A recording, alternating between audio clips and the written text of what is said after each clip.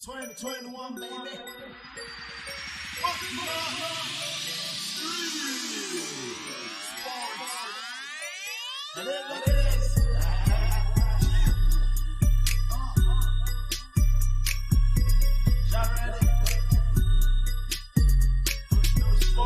This our time. This our time. Football sports. History. This our time. This our time. Yeah. This our time. Football sports. Looking at the COVID crisis, last week we talked about it. We even gave some measures and things that are going on in the EPL and the board, what they are, the measures they are putting in place.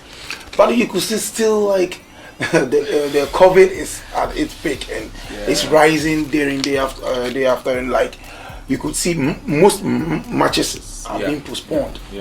As of now, I think 20 matches. 20 matches since the COVID started. So what are we going to say about this thing? Is it going to be helpful, like for the EPL? Yeah, as we said last week, the COVID issue is very difficult to speak about because it's airborne. So you don't know how to deal with it. You can't be like you are going to like stop all the matches, and financial issues come into play. So I think last week before our show, they went for a meeting, and the coaches and the board, the Premier League board, went for a meeting, and they thought maybe there could be a significant change about the approach towards the league, but nothing fruitful came out from, and all the managers were disappointed. If you look at their press conferences this week, they were all disappointed that if they know that if the EPL board is not going to change their stand, why did they even call for the meeting? Is it like they are trying to play with their intelligence or what? But quite unfortunately, the cases are still rising, and as we know that the vaccination rate is still low as compared to other leagues, and postponement of the matches. Now it is going to be a headache for the Premier League board to now fix the matches, because there are teams playing Champions League, there are teams also playing Europa, there are teams playing Conference League, and there's going to be an African Cup, a big tournament like an African Cup of Nations, and it's going to really cause a lot of because I could see coaches complaining. especially Tuchel, I think Klopp, Rangnick, they are all complaining after their match last week.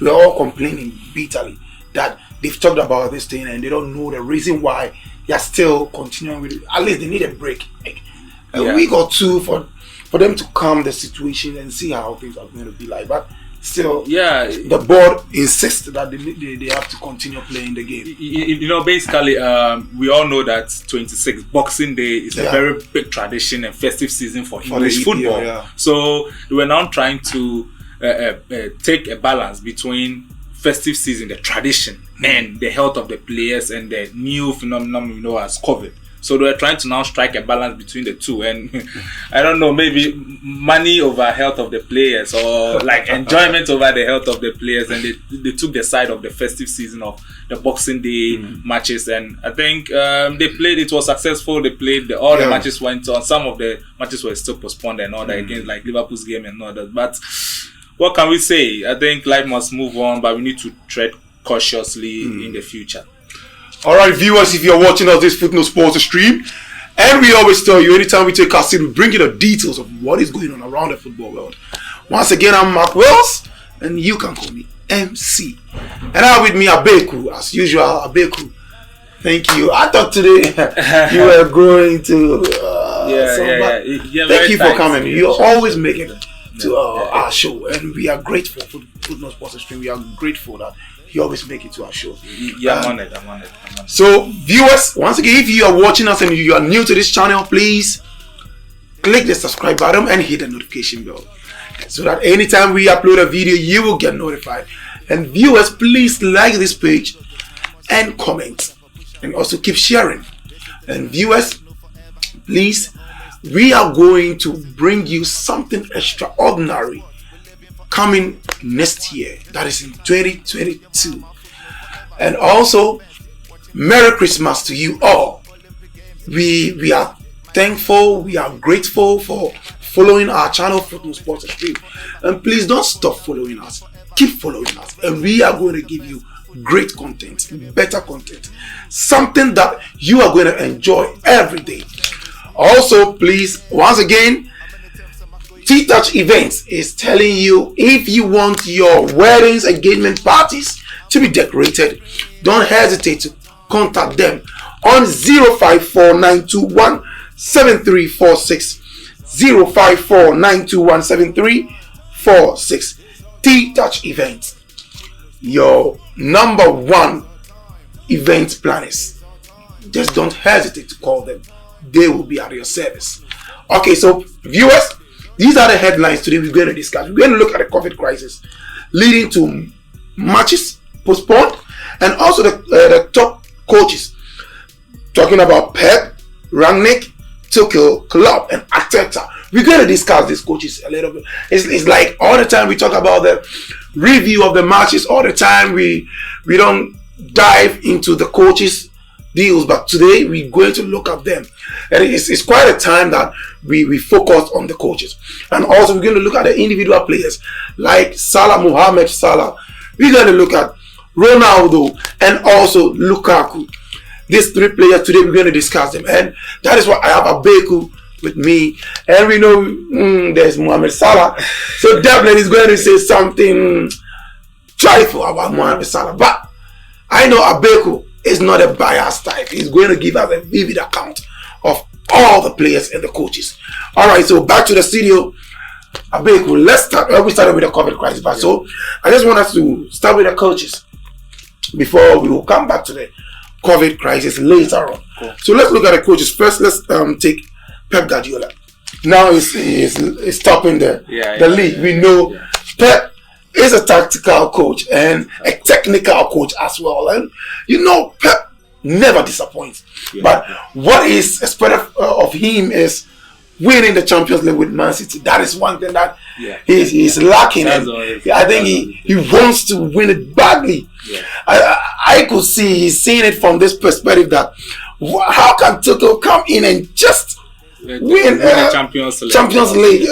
And I've been here for about grooming players over 5 years. Yeah, and still I can't win it. So, from your own point of view, what are you? I think we all know that Pep is a top-notch coach. You know, when you look at consistency, across all the leagues he has been to, he knows as for the domestic cup, he's going to take all. But the problem is now trying to repeat what he did in Barcelona, taking the Champions League and the back to back, and also taking their league and all that. So he went to Bayern, he couldn't prove that point of winning the Champions League, and now he's at Manchester City with all the money from the Etihad, I think Emery, the Dubai owners, you know, the sheikhs, you know. Still, I think it's a team in progress, and I think they have a better chance winning the Champions League this season. Looking at the form in which all the players are in, all of them are. I think it's based on their consistency. Sometimes, because you see, a Champions League is your character. Yeah, you need character. If you lose focus, that is all. Yeah, because and basically, since it's a two-leg competition, anything can happen. You know, someone can just win you by just a one goal. Yeah, and the away goal is now written off. And now the away goal too is now written off. So you need to approach each and every match serious. Like it's a final for you because you need all those wins. You know.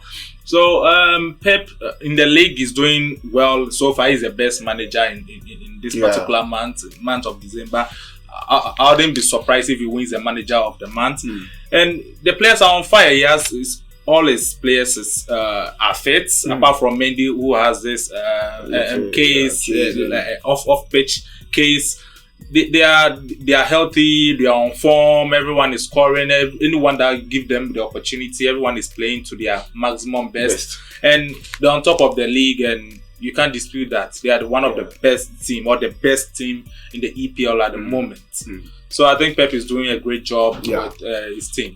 Pep Guardiola, we know you always deliver, and you are one coach that has this kind of psychological, like he's able to sight the players to some point of level that kind of confidence. Yesterday I was watching some short videos about him at the dressing room, how he talks to them, motivate them, tell them what is on the line.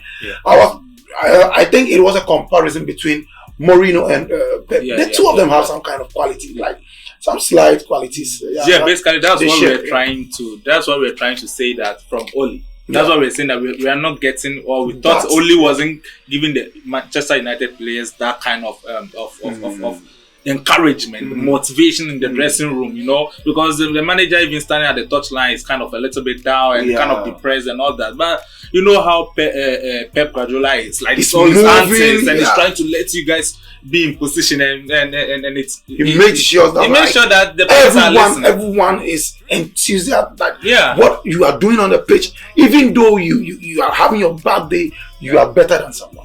True. A leader has to do. So basically that's what class coaches do. It is not all about the tactics. Sometimes it's all about the motivation you bring off and on the pitch, you know. And it all counts. It all counts, and how you relate even with the fans and all that. So, and the backroom staff and all that. It all counts, you know. Then let's look at Klopp. So second on the league, and let's see how Klopp is also taking. We know that despite Klopp is one of the best manager in the world, and despite they have a little bit different comparing to Pep, how they do their stuff, they manage their teams and how they play on the field and all that. But it is the same idea, motivation. It's inspire the boys on and off the pitch, you know, relate with them. Like then the players can play for you, you know, because sometimes football. We are all human beings, you know. Sometimes we can be on the football, even though they are paying them millions of pounds and all that. Sometimes you look at your coach and the way your coach, like it's kind of having this hope and desire in you. You are going to kill, you are going to do all out. You are going to play all out for the coach, you know. So I think Pep Klopp too is doing marvelous job fantastic job at Liverpool, bringing new players. Not buying overvalued players and bringing in new players, like average players, and motivating them and taking them to the next. Something good out of it. Developing them. So that's good. That's good. I think it reminds me of Mourinho during the days of Michael Essien. Mourinho can tell Essien that the whole world, you are the best midfielder. And you could see Michael Essien how he. These are coaches we are going to miss. It's about time. It's season, so as time goes on, we get new coaches. And now let's look at Tuchel. So Tuchel too is doing a marvelous job. You know, from last season, taking the team from a very bad place. Like 8th or 9th. Taking the team from less motivation. Like things weren't working well for Frank Lampard. But even though Frank Lampard did a great job, by managing the youngsters, but trying to blend the youngsters with experience and the older players, he was finding it a little bit difficult. So Tuchel came in and changed the team, transformed them a little bit. Very difficult to play against. They went all out to win the Champions League, and they won the Super Cup too. And now starting the league with reinforcement, signing Lukaku. Signing Lukaku to brief the striking force. It was a good job, and we were also expecting a three title race between Manchester City, Liverpool, and Chelsea. And so far, despite the sloppiness of Chelsea in the last 3 games or 2 games, it's looking like they are reducing their pace. But I think they won this week, and I think it's going to try and boost the morale, and we are going to enjoy the 3 because that's why we love the EPL. You know, 3 or 4 teams, intensity. 3 or 4 teams competing for one title, and that makes the champion. Arsenal is doing the race. I think Arsenal too is crawling. But you know the power of the 3 teams is too much for Arsenal to. I know they are going to compete with the likes of Tottenham and they'll even Manchester United.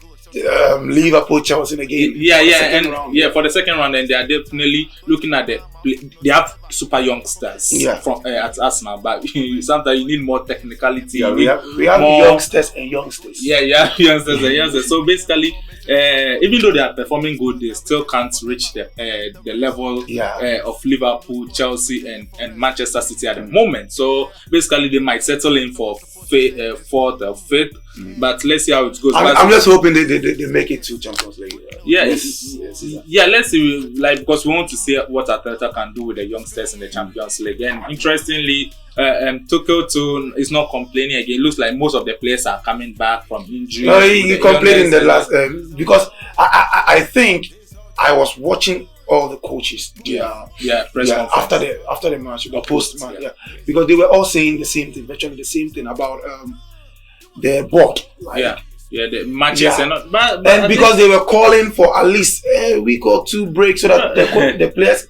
I think all the players, the coaches were complaining because I watched Rangnick, I watched most Pep. I think Pep have been complaining all the time, and people are now even tagging him as the excuse man, like excuse manager. But I think that's the truth. They are looking out for the players, the fitness of the players, and the competitiveness of the matches too. Because sometimes when the players are tired, they can't give in their all. And it's like everybody is just hitting the ball here and there. You are not seeing beautiful games. And you need beautiful games because people are paying millions of dollars to buy TV rights and to watch beautiful games. So they need to sell, because that's the product of the EPL. It's the football they play on the field. That's the product. So they need to really take care of the players, because the players are the product. So are the product. So they really need to take care of the product so that they can sell more. So as we've talked about Arsenal, let's look at Arteta, how he's motivating the like you said earlier, but I just want us to go a little deep, and see how they are making their things. I think Arteta, I'll say the fans, thank you to the board first, that they still had hope in Arteta to deliver, because they know that Arteta had a plan, and sticking by the plan when you are losing matches is very difficult. They might just lose confidence in the coach, but they stood by Arteta, and Arteta is now delivering. He's telling them, yes, this is what I wanted. This is how I want the team to play, and they are playing. They have a problem with Aubameyang, but nothing is even showing that they even have a problem with Aubameyang. So I think they are doing good. The tactics is going well. Saka is shining. Odegaard is shining, and Smith Rowe is also shining, and Partey, Xhaka, their defense is now solid. Ramsdale, clean sheet of I think more than 8 clean sheets now. So the team is gelling and everything is okay, and I think Arteta can fight for the top 4. All right, so now let's look at Rangnick. You could see we talked about this some time ago, and we were like, you get to that spot that you see that kind of complaints. After the match, he was saying something about that was after Newcastle. He was saying like the sharpness he want is not getting, and the players physical, like you will see he wants physicality, but he's not seeing that kind of thing. If he wants physicality, he needs to show at your training. In the training ground, that you need to install the physicality in there, because yesterday's match, they were shambolic, they were abysmal, all over the place. Like nothing was working for Manchester United, and the 4-2-2-2-2 looks like it is not working, because when you have, Ronaldo is one of the best players in the world, but you're going to talk about Ronaldo. So it's part of the team, and you realize that after the first half, Rangnick realized that no, I can't play the 4-2-2-2-2. I need to now play 4-1-3-2, and I think that got them a little bit compact, controlled a little bit of the game, and they got the equalizer. And still, Newcastle could have won the game easily by hitting the bar, and one wonderful save by De Gea. And I think De Gea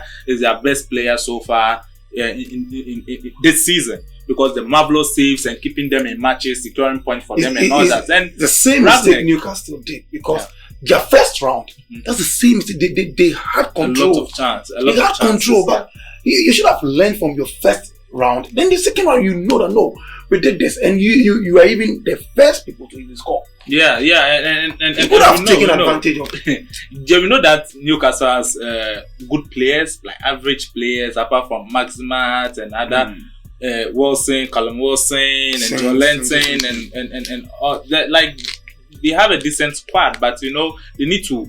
I think they need to let the pressure of the new ownership come off of them. You know, they need to know that okay, the new ownership, the money and everything is going to be spent probably maybe in January or next summer. So what can we do for the team now? We need to win our matches. We need to grind some great results. You know, and I think they are doing that, but I think they need some little bit of luck and miracle for them to survive this particular season. Okay. Rangnick, Rangnick, it's not all about talking. He's going to face the reality now. Because you know that like the players are not really that good, like mentality wise. You know, they are technical, they are talented, they have the ability and everything, but mentally and psychologically, they are not up to the winning level. And these are some of the performances they are going to grind in day out. One time they win, next time shambolic performance, another time they win, and it's like now it looks like Manchester United is getting used to this kind of mediocre performance. And like a big club like Manchester United, they shouldn't tolerate this. And I think Gary Neville was like speaking a lot about the body language of the players, like Ronaldo and all that. But I think we'll get to Ronaldo and how they are reacting in the team. Is it going to help Ragnar? All right. Okay, viewers, if you're watching us, it's Food News Sports Stream, and today we bringing you something different. It's not about reviewing all matches all the time, but today we are going to the various clubs, and you could see. We just finished with the coaches, the top coaches, and Abeku here is giving us details, the fundamentals, the exact things that is going on at the various clubs. So now we are going to the individual players. But before then, viewers, Footnote Sports Stream, we say if you are new to this channel and you haven't subscribed yet, please kindly click on the notification bell and also like our page. And also give us a comment. We are going to react to it. And also T-Chat Event is telling you if you need your decorations well organized, just contact them. They are available for your weddings, parties, engagement. Just contact them at 0549 217346. 0549 217346. T-Touch Event, they are ready to serve you. Okay, all right. So now let's look at the individual players. Today we have just 3 players to look at.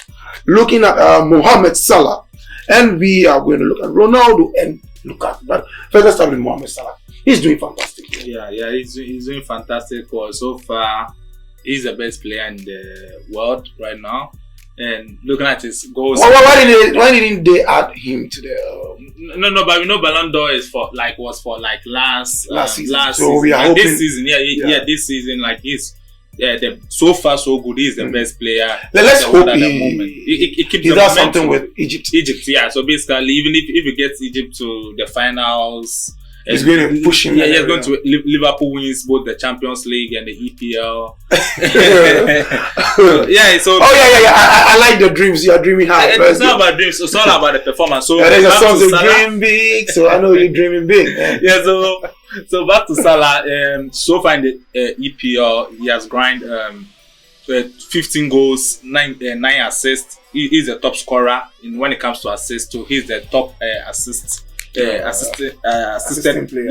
player, and goal involvement is around 24 goals involvement. That's goals plus assists. You know. Yeah. Personally, I admire the player.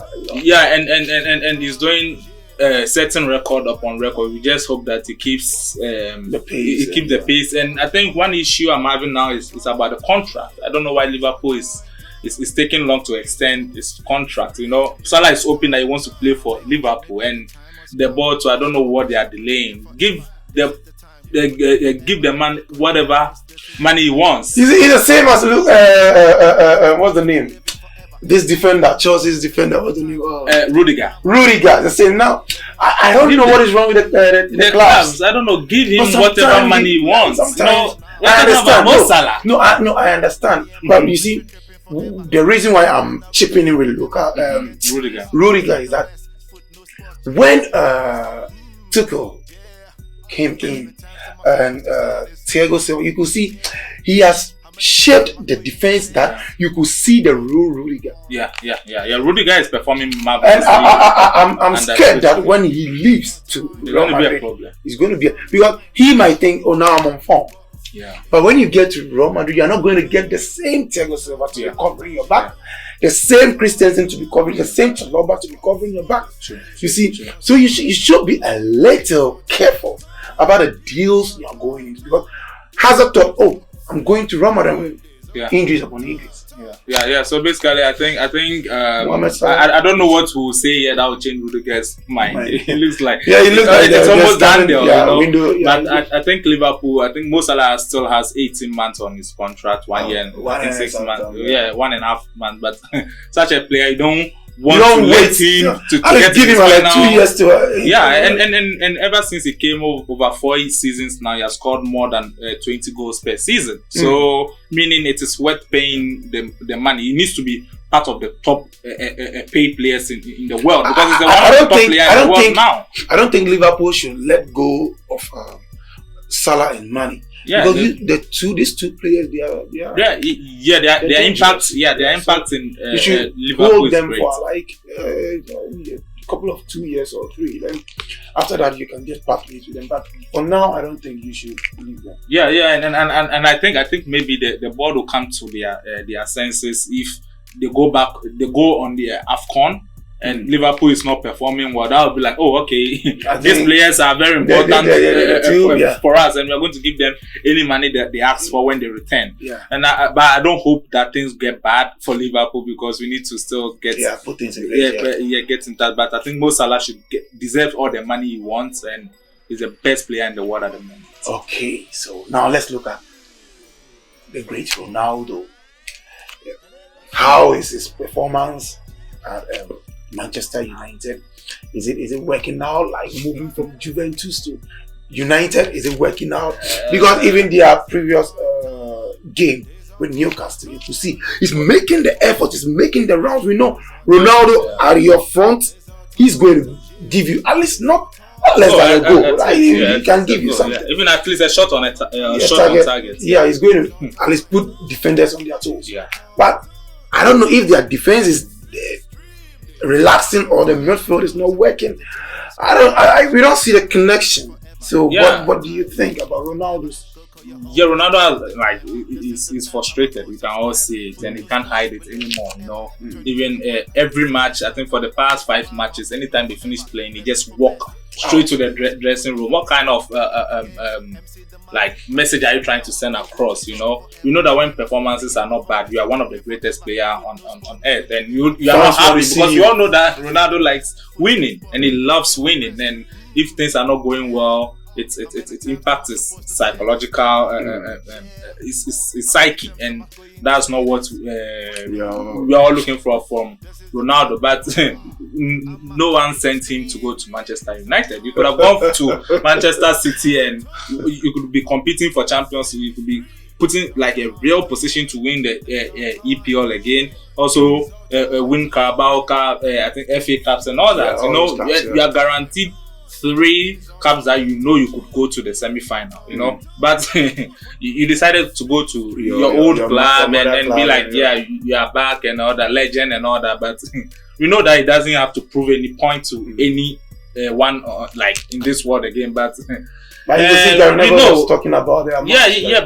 Body language, he was frustrated, and I'm very disappointed in Ronaldo because I thought Ronaldo has now gotten to a stage where now you pick up the young lads, you pick them up and let them know, even though they make a mistake, motivate them, tell them that they can do better, but you getting frustrated and you shouting on your fellow players and the youngsters. They see you as an idol and a model, and so if you come and you are shouting on them on the field, You know, you can shout on them in the dressing room, but on the field, you need to encourage them. You need to let everybody know that, yeah, you are the real leader, you know. But it looks like it's not going well because of frustration. There's one thing I will chip in also with Thiago Silva. He's played all the tough matches, the top matches, and he's still playing with the youngsters. Yeah, look at how he's motivating them. Yeah, that is one thing Ronaldo you need to learn. Yeah, so I don't know. Should be able to hold the players, tell them what to do, aside the coach's tactical advice and take their great advices and others. You've been on the field for long.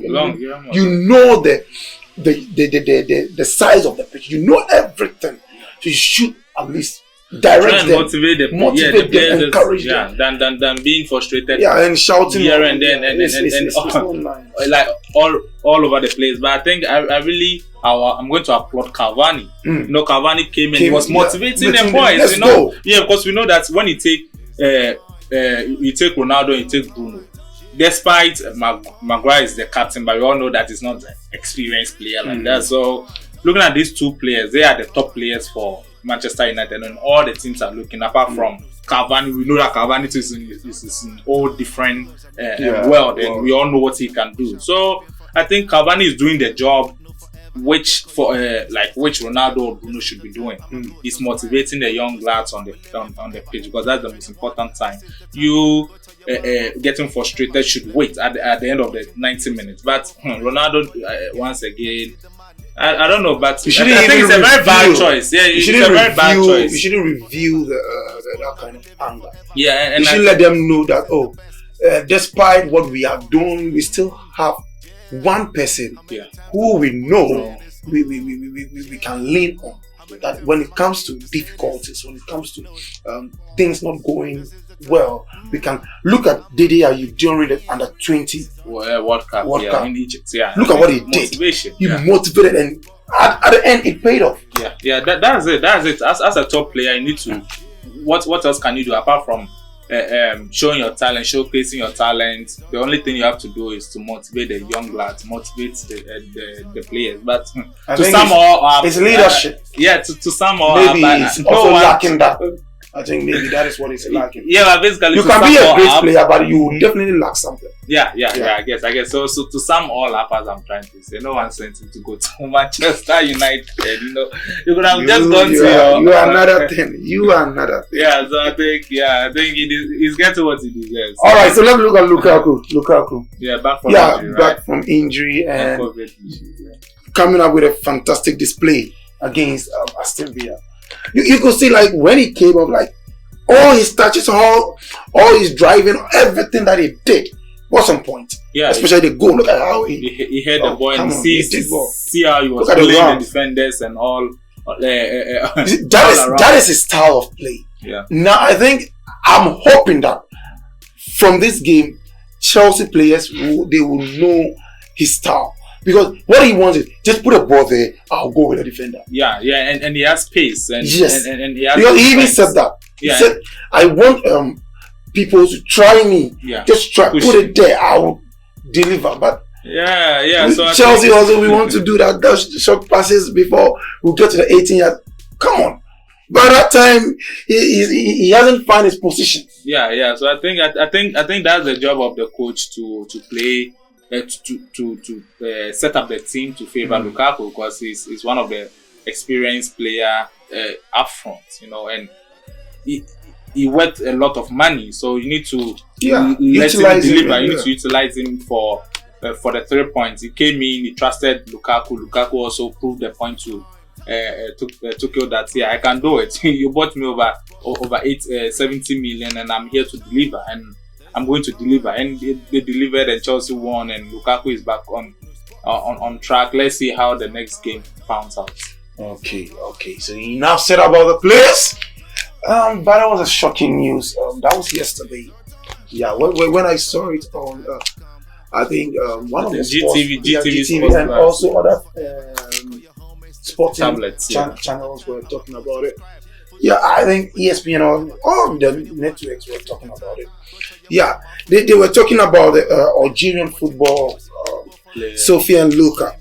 died yesterday, a heart attack, and this heart attack thing This happened. is getting worse because just quite recently, just this year, Aguero, Ericsson during the Euros. I think they should check their diet and I think if they are smoking, they should pause a bit. Like the party, and the drinking. I think they need to limit their part because you know that you're a professional player. And all those things life, you need to put things, you put hot. Yeah. You know, you can celebrate once in a while. Sometimes even club allows the players to be drinking maybe one bottle of beer after a very great victory. But like going to spend most of the time at the clubs, and as a professional player, I think you only have up to like 35 years, you know, to 38, latest by 40, you are going to retire. So you can just hold on. There's more to life than partying and all that. And I'm surprised because all this, like looking at Ericsson and Aguero and all that, see, they are being taken care of big experts, you know, like very great medical practitioners all around the world. So I don't know why certain things are happening like this in current in 21st football. Players shouldn't be dying on the field of heart. No, sometimes you see, sometimes you are at the verge of like losing it because if you smoke to that level and you are running, remember the lungs is not going to like favor you. You are not in your 20s. You are not in your teens. That you have a fresh lungs that even you can anticipate that in the next 10 years I can still smoke and still have my fresh lungs. Come on, you're smoking, you're drinking. Yeah, drinking and not sleeping. Do all this thing attach and you think you're going to have that? Come on, no. Yes, I think the players, this should be a great lesson to all the players that they need to limit their off the pitch activity because you're a professional player. Teams are spending millions on we are going to even talk about this thing. I think January, like 1st January, we have a show for you, Footnotes. We care about it. We're going to talk about it health-wise. Yeah. We're going to bring a medical student or medical practitioner here. The person should come and educate us about the heart thing. Yeah, because it's getting even not for only footballers, but we, the individuals, we need to take care of our system. We need to take care of our system, and it's very critical because it's taking away, it's wiping people off. You might think maybe COVID is killing people, maybe malaria, yellow fever, all those kind. No, even how you lie on your bed is one thing. It also causes that kind of. I'm not going to go into details. When he or she comes, he's going to tell you more about how to live your life and how to maintain your system. Okay, viewers, we are going to draw the curtains. But before then, we're going to tap a little on the COVID crisis. Then we draw the curtains. So, like, ending with the COVID crisis. What do you think? Is it helping? Because continuing the league while the COVID is at its peak. Look, is it helping? Nothing is going to change their mind. They've already made up their mind. So the only thing they can put in place is the measures, vaccination, social distance, and avoid a lot of crowd. As a professional player, because when because when West come to when it gets worse. They can still play, but the fans wouldn't be at the stadium. So I think the players need to take care of themselves. They should stop, they shouldn't get involved, carried out to party and all that. They should just stay in their homes, enjoy with their families. You can party among yourselves. Yeah, you can just even party among yourself for this particular season. Let's see how things pan out in March going. And I think everything is going to be fine. And they need to. Everybody needs to keep their COVID protocols at heart. They've already made up their minds. Alright, viewers, they've made up their minds. So we're going to draw the curtains here. And once again, this Footnotes Sports stream, please click on the subscribe button and hit the notification bell so that you get your videos anytime we upload it. And also like this page and keep your comments coming. See you, and it's our time. Bye-bye.